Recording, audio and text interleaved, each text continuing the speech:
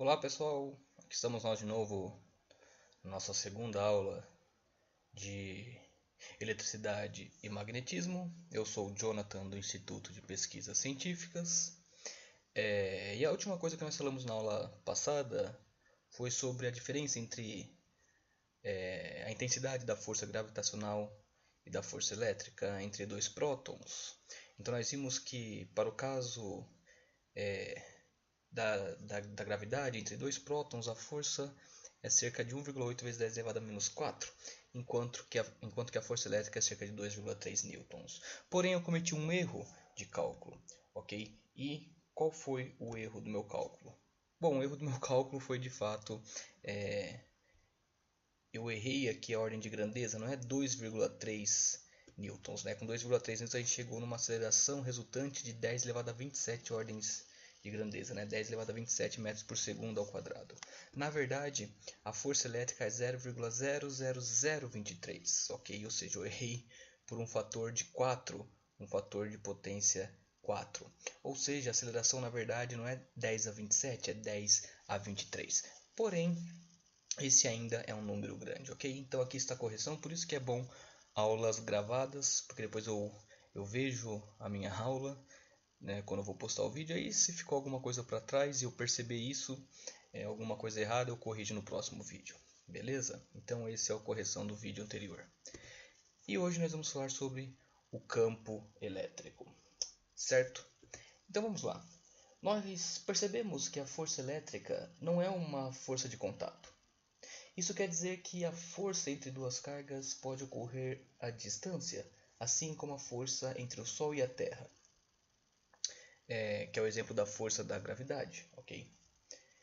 Forças desse tipo são denominadas forças de campo. Para os planetas, o campo é denominado campo gravitacional, enquanto que para as cargas elétricas o campo é denominado campo elétrico.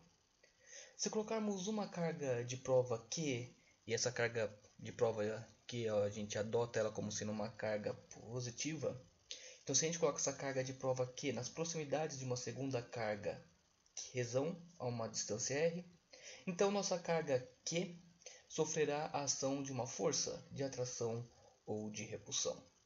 E a gente sabe que essa força é dada pela lei de Coulomb, ok? Que no caso é essa equação aqui. Então essa daqui é a força de interação entre a minha carga Qzão e a minha carga Q de prova, ok? Mas vamos olhar para essa força não nos pares Qzão e Qzinho, mas a força sendo aplicada simplesmente sobre a nossa carga de prova Qzinho, ok? Então nós temos a nossa força sobre Qzinho. Então eu vou dividir ambos os lados por Qzinho. Então eu vou encontrar que desse lado eu vou ter apenas 1 sobre 4πε0 Qzão sobre r ao quadrado. E é esse termo aqui que a gente chama de campo elétrico. Então a gente pode definir o campo elétrico como sendo a força sobre a carga. E a unidade de campo elétrico que a gente vai usar, unidade de força é Newton, unidade de carga é o Coulomb, então vai ser o Newton por Coulomb. Como o campo elétrico é um vetor, podemos representá-lo graficamente por setas, que vão mostrar a direção do campo. Essa representação do campo dependerá do tipo do sinal da carga, ou seja, para cargas positivas, representamos as linhas de campo como setas abandonando a carga, saindo da carga. Então, para cargas positivas, nós desenhamos o campo elétrico como setas saindo da carga. Para cargas negativas, as setas estão representadas direcionadas para dentro da carga, ok? Indo para a nossa carga. É preciso atentar que essas linhas de campo são apenas um artifício matemático que visa ilustrar o campo elétrico. Se quiséssemos representar algo mais próximo do real, deveríamos desenhar infinitas linhas de campo. Como desenhar infinitas linhas de campo é um tanto quanto cansativo, aqui a gente tem representação apenas de algumas linhas de campo. Okay? O princípio da superposição também se aplica ao campo elétrico. Isso quer dizer que, se tivermos várias cargas próximas à nossa carga de prova, então essa estará sujeita a um campo elétrico resultante. Ou seja, o campo elétrico sobre a minha carga de prova Q é o somatório de todos os campos elétricos resultantes de todas as outras cargas. Ou seja, é o mesmo que a gente fez para a força elétrica. A gente pode aplicar o princípio da superposição para o campo elétrico. E a questão é, até onde podemos aplicar o princípio da superposição? Até onde esse princípio vai ser útil para a gente? O fato é que esse princípio sempre será utilizado, porém nem sempre ele será útil, digamos, para nós. Nem sempre usar o princípio da superposição dessa maneira vai nos ajudar. A gente pode usar sempre, ok? Mas nem sempre ele vai ser útil. Não sei se ficou meio obscuro isso, mas a gente vai entender melhor essa frase. Então, nem sempre ele será calculado com uma simples soma de vetores. Isso aqui é uma soma de vetor, ok? Ou seja, a gente pode fazer isso, mas isso se torna fácil quando nós temos poucas cargas. Quando a gente começa a ter muitas cargas, aí essa soma vetorial fica um pouco mais estranha ou um pouco mais impossível de ser feita. Vamos supor que temos um anel desse tipo, um anel carregado nas proximidades da nossa carga de prova. Vamos supor que nossa carga de prova esteja aqui nesse ponto P. Para calcular o campo elétrico resultante sobre esse ponto P onde está nossa carga de prova, devemos aplicar o princípio da superposição. Ou seja, devemos tomar cada carga separada em nosso anel e calcular o campo individualmente sobre a nossa carga de prova Q. Fazemos isso para cada carga do anel e somamos. Ou seja, aqui estão representadas algumas cargas, o meu anel está carregado positivamente, então cada sinalzinho de mais representa uma carga. Só que isso é uma representação grosseira, porque na verdade num anel, como essas cargas têm um tamanho muito pequeno, eu posso imaginar que eu posso ir colocando várias cargas aqui, ok? Ou seja, tem muito mais do que está representado nessa figura. Então o problema é o seguinte: quantas cargas de fato existem num anel carregado? Quantas cargas existem aqui? Quantos sinaizinhos de mais eu posso pôr aqui dentro? Essa pergunta pode ser praticamente impossível de ser respondida, visto que o número é tão grande que, para nossos padrões usuais, nós vamos considerar esse número como sendo infinito. Ou seja, nós temos infinitas cargas positivas nesse anel. Então, se a gente quiser calcular o campo resultante nesse ponto P, a gente vai ter que fazer uma soma de infinitos vetores. Só que somar infinitos vetores ou fazer a soma de infinitas cargas é uma tarefa muito exaustiva. Ainda mais em se tratando de uma soma vetorial, onde a gente tem que considerar somente coordenada x com coordenada x, coordenada y com coordenada y e assim por diante. Por conta disso, devemos aplicar uma soma infinita de cargas. Só que essa soma infinita de cargas a gente vai chamar de integral, ok? Sabemos que o campo que Q está submetido é gerado pelo anel, ou seja, o campo total no ponto P é gerado por todas as cargas desse anel. Assim, podemos tomar um elemento infinitesimal de carga de Q presente no anel. Ou seja, eu vou tomar uma única carga, um único elemento de carga infinitesimal, ou seja, de tamanho bem pequeno, bem próximo de zero, e chamar ele de dq. Esse é meu infinitésimo de carga. Então, o campo gerado por essa carga dq no ponto P, como são cargas positivas, então o campo está direcionado nessa direção, nesse sentido, ok? Então esse é o campo DE gerado pela minha carga dq. Logo, o campo elétrico total sobre a minha carga Q será a integral, ou seja, será a soma infinita de todas as cargas dq que existem aqui, ok? Então, aqui eu vou usar um método diferente, que eu vou escrevendo com vocês algumas equações, ao invés de colocar uma equação pronta, certo? Isso daqui vai ser um pouco mais útil para algumas aulas que a gente for tratando, certo? Então, o nosso campo elétrico total, a gente quer o campo elétrico total sobre o ponto P. Como que a gente vai calcular esse campo elétrico total sobre o ponto P? Então, o nosso campo elétrico, que é uma notação vetorial, ele vai ser a integral de cada elemento de E. Ok? Vamos aumentar aqui um pouco a fonte para a gente enxergar melhor.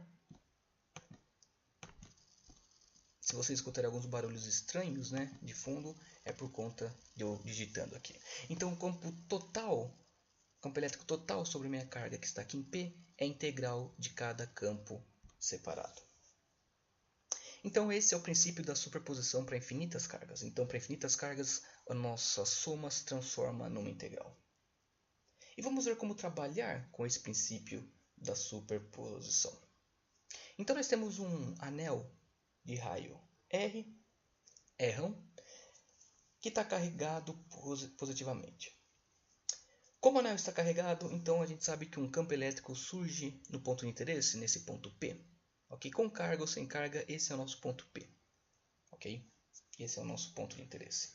Primeiro, estamos considerando o campo gerado em P por um único elemento de carga dQ. O sentido de D gerado por dQ em P é esse daqui. Esse vetor é o gerado por dQ. Se traçarmos uma reta que liga P ao centro do anel, ou seja, o ponto P diretamente ao centro do anel, vemos que a direção de E com essa reta que vai até o centro forma um ângulo alfa com P. Ou seja, traçando essa reta aqui, nós temos esse ângulo alfa sendo formado com P, com a direção, certo? Dessa reta com o vetor do campo elétrico saindo da carga, dessa carga aqui daqui. A distância entre P e o centro do anel a gente vai chamar de x. Você pode chamar de qualquer letra, eu vou chamar de x porque eu estou imaginando que isso daqui seja sobre o eixo x e aqui está sobre o eixo y, ok? Mas você pode usar qualquer letra, que eu vou chamar de x. Agora iremos tomar um segundo elemento de carga diametralmente oposto a esse daqui, ou seja, eu vou tomar um daqui aqui embaixo, está diametralmente oposto. E da mesma maneira, eu tenho um vetor de campo agindo diretamente em P, que atua nessa direção. Então perceba o seguinte, nós temos uma soma de dois vetores aqui, desse DE ocasionado por essa carga e desse DE ocasionado por essa carga. Então eu tenho dois campos no ponto P e a resultante deles está dando nessa direção, ou seja, essa direção marca o campo resultante desse DE e desse DE que eu chamei de DE resultante. Ou seja, esse DE, como aqui eu coloquei na direção x, né? Esse DE aponta na direção x chapéu, ou seja, no versor de x. Note que existe uma simetria na construção de vetores. E isso ocorre por conta dos dois elementos dQ serem diametralmente opostos. Então perceba que eu posso imaginar aqui um certo triângulo retângulo, que está até desenhado aqui embaixo. E do mesmo jeito eu vou ter o mesmo triângulo retângulo aqui embaixo, ok? Gerado pela minha carga dQ da parte de baixo do anel. Atente que quaisquer dois elementos de carga irão produzir o mesmo campo resultante. Ou seja, se eu pegar um elemento de carga aqui, o campo resultante vai estar apontando para cá.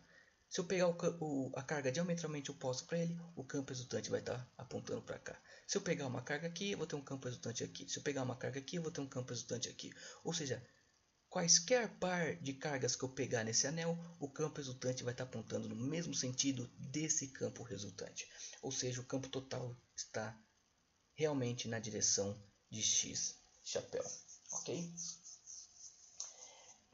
Então, para calcular esse campo, vamos recorrer à simetria do problema. Como eu tenho um problema simétrico, não vou me preocupar com todas as cargas dQ, mas vou me preocupar somente em olhar para uma única carga dQ e vou usar essa construção aqui de baixo, ok? Então, vamos ver essa construção que vai recorrer mais agora a um problema trigonométrico. Pela simetria do problema, então nós obtivemos um triângulo retângulo.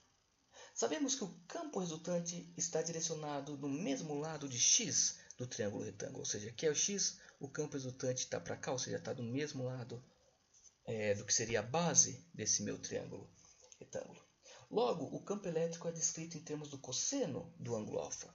Bom, como aqui eu tenho um ângulo alfa, eu sei que esse lado, que é o cateto adjacente ao ângulo alfa, corresponde ao cosseno do meu ângulo alfa, ok? Então a gente pode escrever que o campo resultante DE também está na direção do cosseno do ângulo alfa, porque o campo resultante E está na mesma direção do meu cateto adjacente, ok? Então aqui vamos abrir uma nova janela para a gente começar a fazer nossas equaçõezinhas, beleza?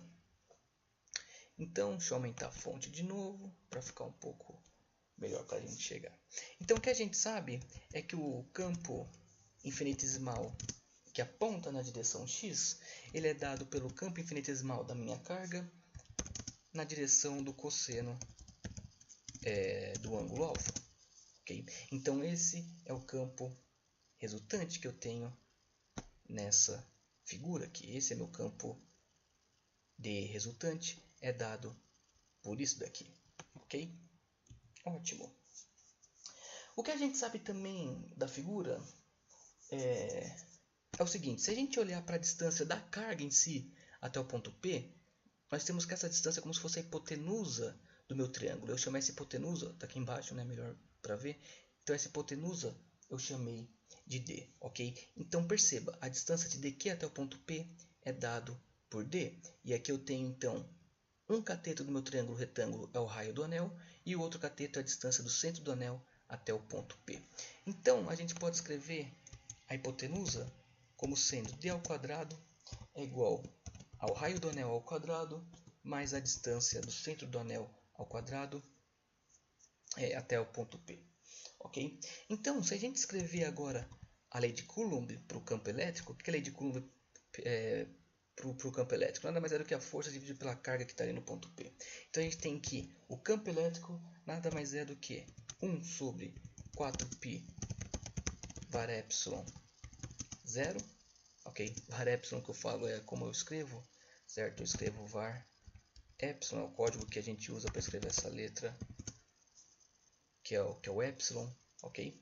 Então, se eu falar var epsilon é porque eu estou escrevendo epsilon 0, ok? Então, 1 sobre 4π epsilon 0, a carga que está gerando o campo, dq, sobre d ao quadrado, que é a distância da carga até o ponto P. Mas perceba que d ao quadrado nada mais é do que r ao quadrado x ao quadrado. Então, aqui vai entrar r ao quadrado mais x ao quadrado, ok? Então, esse é a intensidade do campo gerado pela carga dq. Só que esse campo dq está na direção do cosseno do alfa. Então, o que a gente pode fazer aqui é que o campo na direção x... Opa, desculpa. Coloquei errado. O campo na direção x é 1 sobre 4π epsilon 0 dq r ao quadrado x ao quadrado na direção do cosseno. Opa! Na direção do cosseno do ângulo alfa. Ok? Então, esse é o meu campo dx. Então, isso daqui é o valor desse D resultante. Beleza? Ok. Vamos continuar então com o nosso cálculo. Essa parte vocês têm que prestar muita atenção. Não é nada difícil, mas é importante prestar atenção. Ok? O que a gente sabe? Bom, lá da trigonometria, a gente sabe que cosseno de alfa nada mais é do que o cateto adjacente pela hipotenusa. E pela nossa construção do triângulo retângulo, nosso cateto adjacente mede x e a hipotenusa mede d. Só que a gente sabe que d, certo? Se eu passar esse quadrado para o outro lado, vai ficar raiz quadrada de r ao quadrado mais x ao quadrado. Ou então r ao quadrado mais x ao quadrado elevado a meio, que é a mesma coisa. Então eu posso escrever esse cosseno de alfa como sendo x sobre r ao quadrado mais x ao quadrado. Tudo isso elevado a meio, que é a raiz. Beleza? Então, a gente escreveu o cosseno dessa maneira. O que eu faço agora? Bom, agora eu posso pegar esse valor de cosseno do alfa e substituir na equação que está aqui em cima. Eu vou dar um espaço maior aqui para ficar mais visível. Então, vamos reescrever esse infinitesimal do campo elétrico em x. Então, vai ser 1 sobre 4π epsilon. Opa, errei. Epsilon 0, certo? Então, eu vou ter dq multiplicando esse x, então eu vou escrever dqx, sobre, agora eu vou ter r ao quadrado mais x ao quadrado, vezes r ao quadrado mais x ao quadrado elevado a meio. Então eu tenho bases iguais, eu vou somar os expoentes. O expoente aqui eu posso colocar um parênteses e falar que o expoente aqui é 1, certo? Então eu vou somar o expoente 1 mais o expoente meio, então isso vai me dar expoente 3 meios. Então aqui eu vou ter r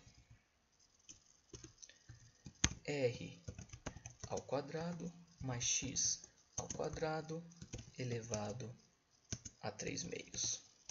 Beleza? Então a gente encontrou esse resultado. Então, quanto que vale o meu campo gerado pela minha carga DE? Pela minha carga DQ, desculpe. Então, o campo gerado por essa carga, esse campo aqui, ou que no caso é o campo resultante aqui, nada mais é do que 1 sobre 4πε0 dqx r ao quadrado mais x ao quadrado elevado a 3/2. Ok? Mas perceba, eu quero o campo gerado por todo o anel. Eu não quero o campo gerado apenas por essa carga daqui, mas eu quero o campo gerado por todo esse anel. O que eu faço então? Voltamos aqui ao princípio da superposição. Ou seja, se eu quiser calcular o valor de E, eu integro DE. Então eu tenho que integrar essa minha equação. E é isso que a gente vai fazer aqui. Ok, eu vou aumentar aqui, não lembro, acho que é 32 que eu usei. Então vamos encontrar o valor do campo, certo? Então eu tenho, vou escrever aqui em termos de vetor, então eu tenho que o campo elétrico vai ser a integral desse DE na direção x. Opa, não era para ter feito isso. Belezinha? Então, vamos fazer essa integral. Bom, a gente sabe que a integral é sempre feita em termos de algum elemento diferencial. E se a gente olhar para essa equação, para a equação de dx, a gente vai ver que o diferencial é apenas dq. Beleza? Então, essa integral não é nada difícil de ser feita. Como eu vou integrar somente o termo dq, tudo o que não for em função de q, eu vou tirar para fora da integral. Eu vou tirar fora, então vai ficar 4π. Tirar para fora fica meio estranho de falar. Então vai ficar 1 sobre 4πε0 x sobre r ao quadrado mais x ao quadrado elevado a 3/2. E aqui, na minha integral em si, vai ser a integral da carga. Agora, como a gente vai fazer uma integral, a gente tem que saber os limites de integração. E aqui não é nada complicado descobrir quais são os limites de integração. Bom, a carga total do meu anel eu vou assumir como sendo Qzão. Ok? Então, se eu somar todas essas cargas, se eu somar todas as carguinhas de Q, eu vou ter minha carga Qzão. Ok? Então, Qzão vai ser o valor final de carga que eu vou ter. Ou seja, eu vou integrar de algum valor até Qzão. E de que valor eu vou começar? Bom, um bom palpite é começar do valor mínimo possível de carga. E o valor mínimo possível de carga é 0. Ou seja, eu posso começar de uma integração onde não tem nenhuma carga e eu vou então inserindo cargas no meu anel até chegar na carga total, que é Qzão. Então eu vou integrar dq de 0 até Qzão. Então essa integral é bem tranquila de fazer, certo? Como que vai ficar então? Aqui a preguiça tomou conta de mim, então vou escrever assim. Copiar e colar, certo? Mas agora vai aparecer um termo Qzão aqui, certo? Que é a integral de dq, vai aparecer esse q. Esse 0, eu não vou fazer o passo a passo aqui, certo? Mas seria o quê? Esse termo vezes Qzão menos 0. Então multiplica por Qzão, vai aparecer o Qzão aqui, multiplica por 0, vai zerar tudo. Então vai sobrar somente essa expressão final. Então Qzão vezes x. E como isso está agindo, né, na direção de x, eu vou colocar o meu versor aqui. Ok? Então a gente obteve o campo elétrico sobre o ponto P. Note que se o anel estivesse carregado negativamente, a gente poderia colocar um sinal de menos aqui, ok? Dizendo que o campo está direcionado no sentido oposto ao valor crescente de x, certo? Então essa jogada de sinal, ela mostra de fato qual que é o sinal algébrico da carga, se ela é positiva ou negativa. Um outro modo de calcular esse campo seria reescrevendo o elemento de carga dq em termos da densidade linear de carga. Se você não lembra, a densidade linear de carga, ou densidade linear de qualquer coisa, né, mas no nosso caso aqui a gente está interessado na carga, ela nada mais era do que a quantidade de carga dq sobre o elemento infinitesimal do comprimento. Ou seja, a gente poderia escrever aquele termo dq desse jeito, dq é igual a lambda de script L, ou seja, o elemento infinitesimal do comprimento. Esse L representa o comprimento total do anel. Mas, se a gente fizesse isso, no final a gente ia chegar na mesma resposta. Então, para o caso do anel e só do anel, eu gosto de fazer mais direto a resolução, mas você pode fazer desse jeito aqui. Se você não tiver noção de como faz desse jeito, então aguarde que a gente vai ver mais um exemplo e vamos aplicar de fato esse método. Ok? E o nosso próximo exemplo, no caso, agora a gente vai aplicar o mesmo princípio de superposição, mas ao invés de um anel, a gente vai ter um disco carregado, certo? Então aqui nós temos um disco, ou seja, eu posso colocar cargas em toda essa região do meu disco, e do mesmo jeito eu tenho um campo elétrico sendo gerado no meu ponto P. Ok? E aqui eu já tenho a resultante do campo elétrico. Se você fizer a construção, ok? Do mesmo jeito que a gente fez para o anel, note que aqui tem um anel dentro do disco, certo? Então se você fizer a mesma construção para o anel, você vai encontrar que o campo elétrico aponta na mesma direção que apontava aqui. Só que aqui o anel está de pé, aqui o anel está deitado, certo? Então, nós vamos ver como calcula o campo elétrico para esse caso. Perceba que o disco consiste basicamente em pegar vários anéis e somar, certo? Quantos anéis a gente vai ter que somar então? Infinitos anéis, ou seja, a gente vai fazer a integral de infinitos anéis. Então vamos calcular o campo, certo? O nosso disco também vai ter um raio R1, e a gente vai pegar uma pequena carga, um infinitésimo de carga que está a uma distância r do centro do anel, ok? Mas para esse caso a gente vai ter que usar não a densidade linear, mas sim a densidade superficial, porque aqui nós temos uma superfície, o disco é uma superfície, algo 2D. O anel, por mais que ele tenha uma certa espessura, para fins de cálculo a gente considera como sendo uma espessura mínima, então a gente olha para o anel apenas como uma dimensão de comprimento. Para o disco, nós temos que considerar a dimensão de largura e do comprimento do nosso disco. Então nós temos um problema em duas dimensões.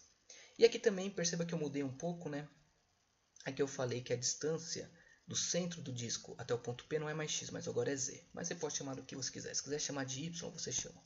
Ok? Se quiser chamar de y, você chama. Se quiser chamar de qualquer outra letra, você chama. Então, vamos ter que aplicar.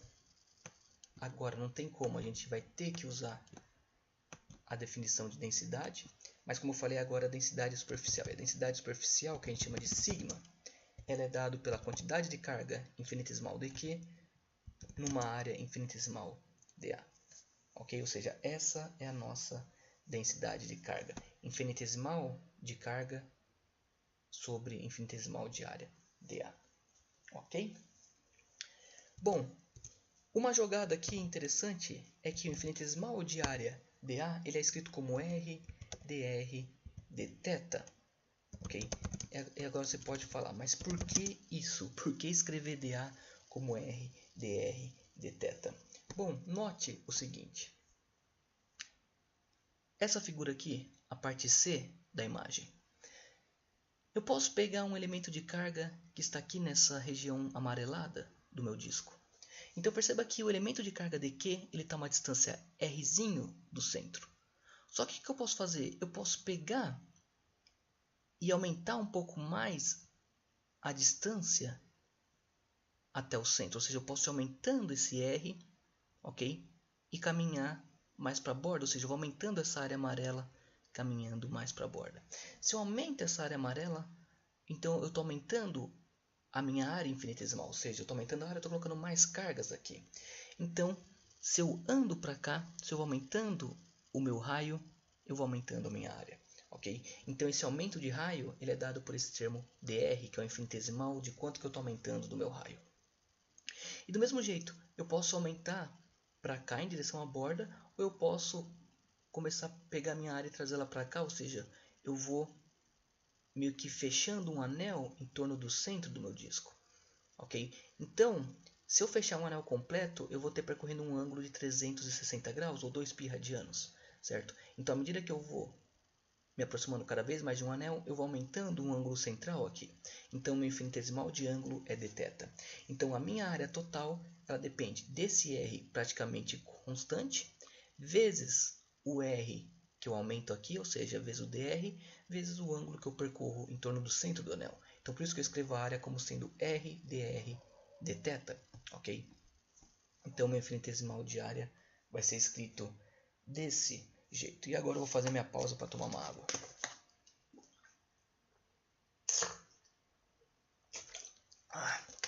Isso sou eu tomando água.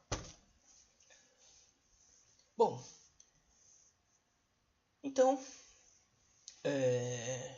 olhando para a figura B, nós temos a construção semelhante à que a gente fez com o anel.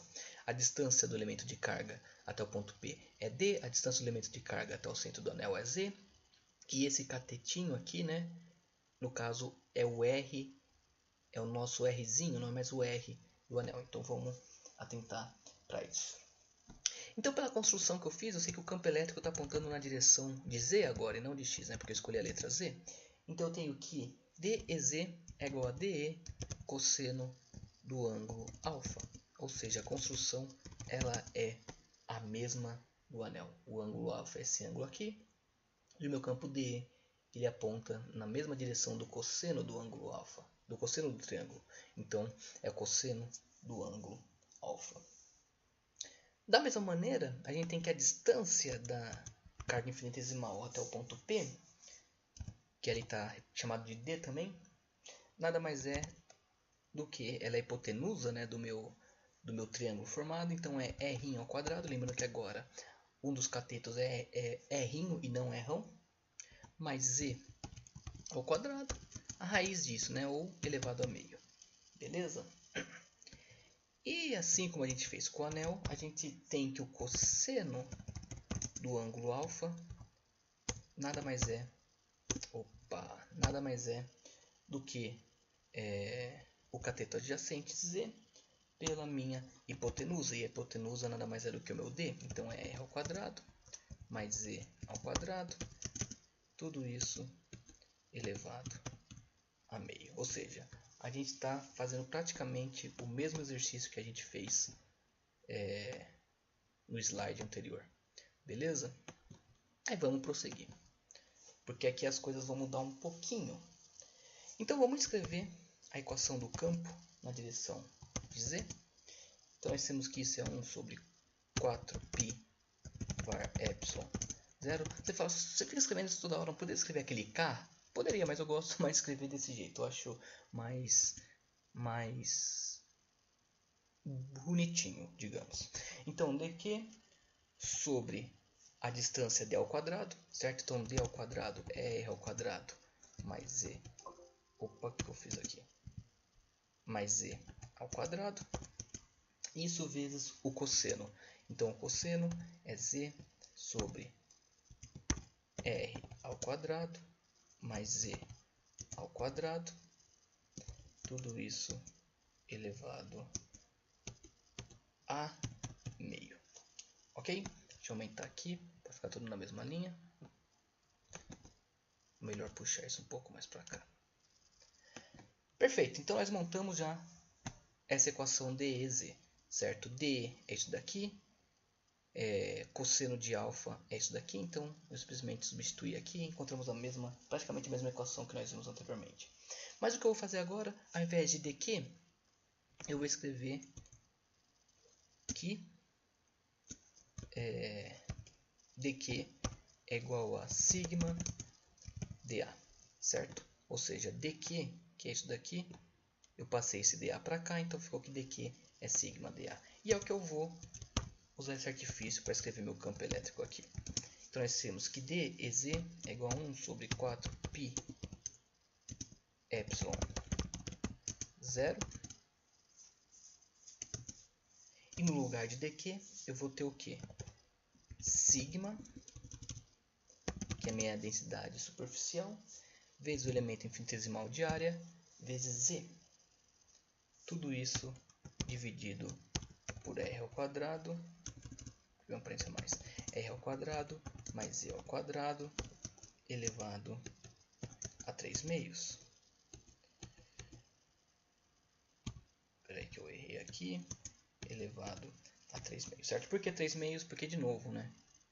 bases iguais, somos expoentes.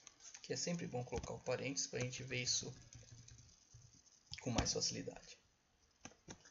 Ok, o que eu vou fazer agora? Bom, esse dA eu posso escrever ele como sendo R, dr, dθ, certo? Então eu vou fazer isso daqui. Então esse dA vai ficar R, dr, dθ. Beleza? Então a gente conseguiu escrever de modo mais completo o nosso campo elétrico no ponto P. Nossa missão agora, fazer a integral. Eu tenho que aplicar agora o princípio da superposição, ou seja, eu tenho que fazer a integral desse campo. Mas agora perceba que o nosso D ele depende de dois fatores. Ele tem dois infinitésimos. Ele tem dr como um diferencial e dθ como um diferencial. Ou seja, eu tenho que aplicar uma integral para dr e uma integral para dθ. Ou seja, o meu campo final, o meu campo elétrico, ele vai ser dado por uma integral dupla. Então, o campo elétrico na direção Z, depois eu coloco os versores aí, ele vai ser dado pelo quê? Bom, eu vou tirar tudo o que não depende da integração, que no caso é meu sigma e o meu z, certo? Isso dividido por 4π epsilon 0. Ok. Bom, agora vamos para a integração. Perceba que eu tirei só esses termos. Por quê? Porque eu não posso tirar o que está aqui embaixo. Porque eu não posso tirar esse r? Porque eu vou fazer uma integral em função de r, ou seja, esse dr está falando que eu vou fazer uma integral em função de r, ou seja, tudo que tem r tem que ficar dentro da integral. Então, esse r vai ficar dentro da integral e esse r ao quadrado vai ficar dentro da integral. E como esse r ao quadrado está dentro desse 3 meios, então ele vai ter que ficar dentro da minha integral. Então, vamos aplicar aqui a nossa primeira integração, que vai ser justamente essa integral de r dr sobre r ao quadrado mais z ao quadrado elevado a 3 meios. A questão é, que é dr. A questão é, da onde até onde? Quais são os limites de integração? Bom, como eu estou integrando r, note que r ele começa aqui no centro, certo? Ou seja, o meu r é esse rzinho, certo? Então, o menor valor de rzinho que eu posso ter é aqui no centro, que é 0, e o máximo valor que eu posso ter é aqui na borda, que é r1. Ou seja, eu vou integrar em função de rzinho, de 0 até rzão. Okay? Então, essa é a primeira integral. A segunda integral é em função de dθ. Então, como que vai ficar a minha segunda integral? Então, aqui vai ser em função de dθ, que é o meu ângulo θ que eu estou percorrendo. E quais são os limites de integração aqui? Bom, que é bem fácil, os limites vão de 0 até 2π. Por que de 0 até 2π? Porque foi lá que eu falei, né? Quando eu percorrer um anel inteiro ao redor do centro, eu vou ter percorrido 360 graus, ou seja, 2π radianos. A gente vai usar sempre em radianos. Então, eu vou ter percorrido 2π. Ok? E o menor ângulo que eu posso ter, ou seja, é R, quando eu tiver uma área infinitesimal bem pequena mesmo, zero praticamente, certo? E aí quando eu percorrer um anel total, lembra, né, que a integral de um disco nada mais é do que a integral de vários anéis, ou seja, quando eu formar um anel total em torno do centro, eu vou ter um anel completo, eu vou ter percorrido 2π radianos. Então a minha integral é essa daqui. Bom, integral de 2π tá fácil, né? Essa integral ela tá tranquila de fazer. A integral mais difícil, que dá um pouco mais de trabalho, é essa integral em função de dr, certo? Então vamos copiar ela e fazer um outro slide aqui. Então aqui é minha função, meu campo elétrico, certo? Em função que a gente vai fazer a integral em função de dr. Ok, maravilha. Então vamos lá. Para fazer essa integral a gente vai usar o chamado método da substituição. E o que consiste isso? Você pega a coisa mais difícil que tiver na sua integral e substitui por uma coisa simples. Como assim? Bom, o que está matando a gente é esse termo no denominador. Porque se fosse somente esse r, a integral seria bem fácil. Okay? Mas como eu tenho um r ao quadrado somando um z ao quadrado, tudo isso dentro de 3 elevado a meio, então esse termo está tirando o nosso sossego.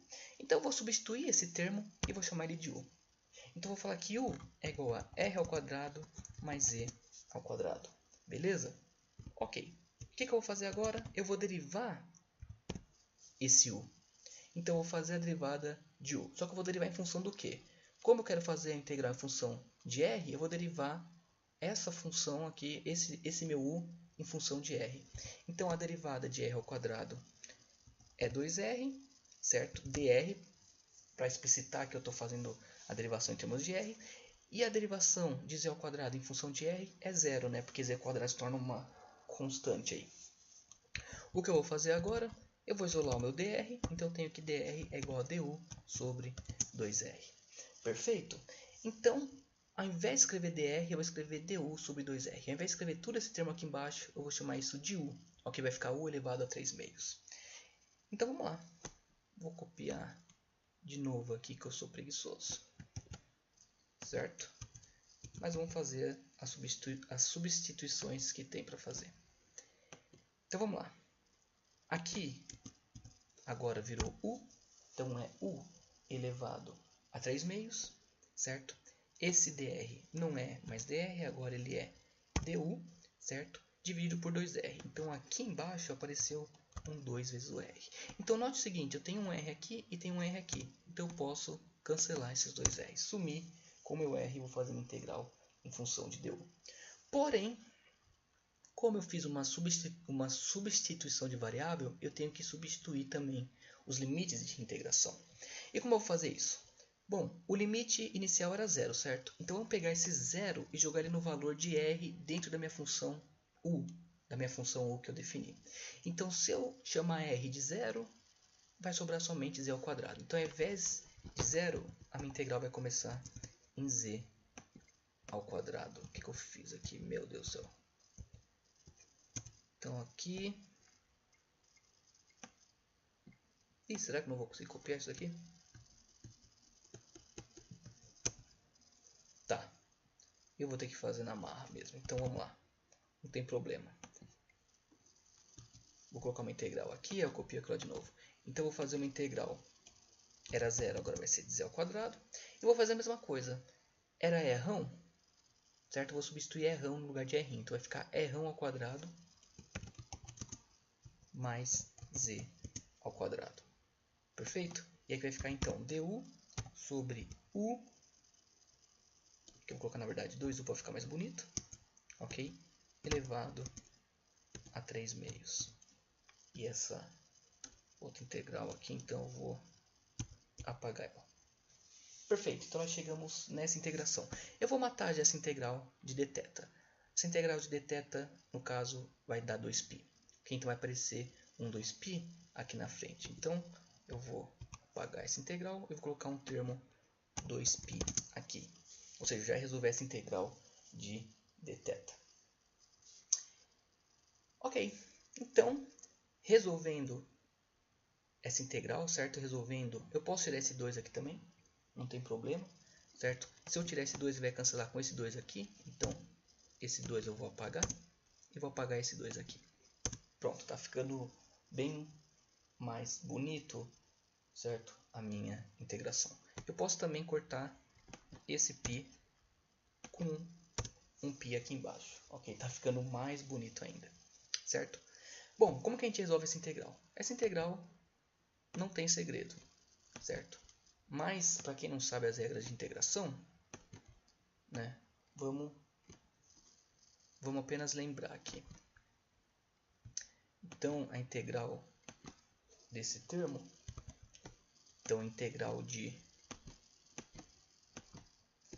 u, certo? U está no denominador, vou passar ele para o numerador, então vai inverter o sinal do expoente. Então vai ficar u elevado a menos 3 meios, em função de du. Então a integral disso vai ser u elevado a menos meio, ok? Dividido por menos meio, certo? Então essa vai ser o resultado dessa derivação, ok? Ou a gente pode escrever isso daqui de um modo um pouco mais chamativo, né? Menos 2 sobre u elevado a meio. Ou seja, eu volto para o denominador e o expoente muda o sinal de novo. Então ele volta a ser positivo. Então essa minha integral, certo? Vai aparecer um 2 aqui em cima e vai ficar u sobre meio negativo. Ok? Então beleza. Substituindo isso ali, nós teremos que E na direção Z é dado por sigma Z, ok? Sobre, eu tenho um 2 aqui que vai surgir, que surgiu na minha integração, então ele vai cortar com esse 4, então vai ficar um 2 aqui embaixo. Então 2 epsilon 0, ok? E aplicando os meus limites de integração, aqui é interessante escrever, vai ficar 1 sobre u elevado a meio, ok? Bom, e os limites de integração agora? Esse u elevado a meio eu vou substituir por r ao quadrado mais e ao quadrado, menos 1 sobre o elevado a meio, que vai ser z ao quadrado. Okay? Só que z ao quadrado elevado a meio vai cortar esse quadrado com esse 2, vai ficar somente z. Ou seja, estou aplicando os limites de integração mesmo. Então, aplicando os limites de integração, a gente vai encontrar isso daqui. E sobre z é igual a sigma z sobre 2 epsilon 0, certo? Nos limites de integração, vou puxar um pouco mais aqui. Vai ficar 1 sobre r ao quadrado mais z ao quadrado elevado a meio menos 1 sobre z. Ok? Bom, esse sinal de menos eu comi ele aqui, né? Então tem um sinal de menos aqui. Certo? O que eu posso fazer? Para não ficar esse sinal de menos, eu posso inverter toda essa minha equação. Ou seja, esse menos 1 sobre z vai ficar positivo.